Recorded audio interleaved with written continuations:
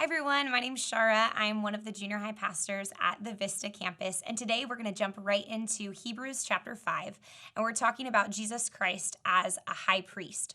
But before we even talk about Jesus as the high priest, this letter gives us a little bit of what a priest actually did. So starting at verse 1.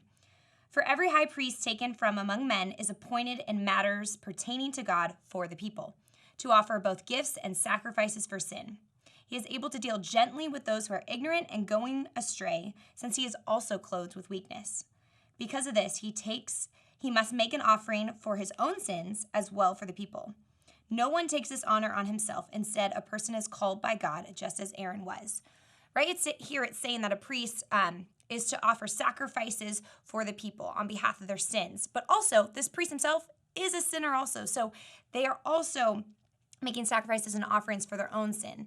And because this priest is a sinner and struggles with weakness and temptation and the things of life, he's able to deal gently with those who are ignorant and going astray. He's able to have compassion. He's able to empathize. He's able to be a human and step in to what these people are going through. Have you ever been in a life group, maybe at work, or have you ever been just with friends, and the life going on around you is just crazy, chaotic, something with marriage, with family, with finances is just all over the place. And when you find yourself alone, you're in the most emotional and spiritual pain you've ever been in. And when you reach out to someone and say, hey, I want to tell you what I'm going through, hoping that they'll understand and they can step into that, they just don't get it. Like you open up of, hey, like my family member just passed away. I'm really struggling with this, trying to understand about God. And they're like, oh my gosh, I totally get it. When my fish died, you're like, wait, what? Like your fish? I'm talking about my parent who passed away. I'm talking about this deep emotional thing. Wait, I don't think we're on the same level. I don't think you actually get it. In fact, a lot of times, and almost none of us can truly fully get what's going on in those moments by ourselves.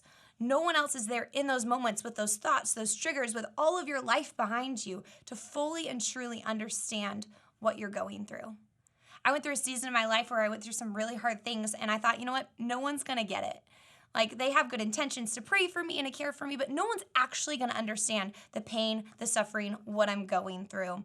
So instead of opening up to people, because I didn't want to do that, I didn't want to get that advice of here's what you should do, or you know what, I felt that way before too. I closed off from people. And I even believed that, you know what, God doesn't even understand what I'm going through. He doesn't understand this pain, this ache, this deep emotional struggle. No one gets it, not even God.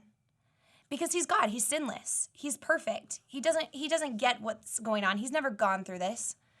But then when you get to the verse in chapter 5, verse 7, it says, during his early life, talking about Jesus, he offered prayers and appeals with loud cries and tears to the one who was able to save him from death, and he was heard because of his reverence. It's saying that he offered loud cries and tears in the Garden of Gethsemane before he's going to die. He is crying out in the midst of pain and emotion. He gets it. He sees you in those moments when you're crying out to God, when you feel like no one else understands. He gets it. He's been there. And then it continues in verse 8 and says, although he was the Son, he learned obedience from what he suffered.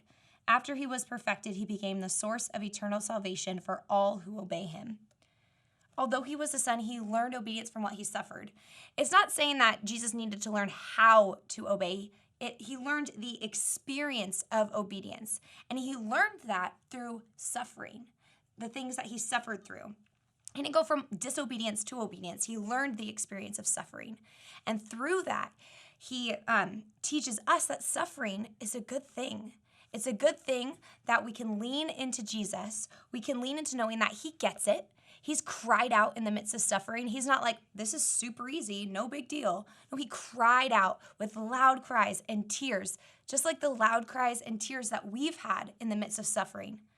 But then he obeys God. He follows God. In the midst of those suffering, he chooses God to give him glory. And so suffering was a tool used to teach Jesus obedience. And suffering is a tool that's used to teach us to grow closer to God, to be obedient, to give God glory. So I just want to encourage you today that if you're going through something hard, no matter what it is, God can use that suffering to grow you, and God knows what you're going through.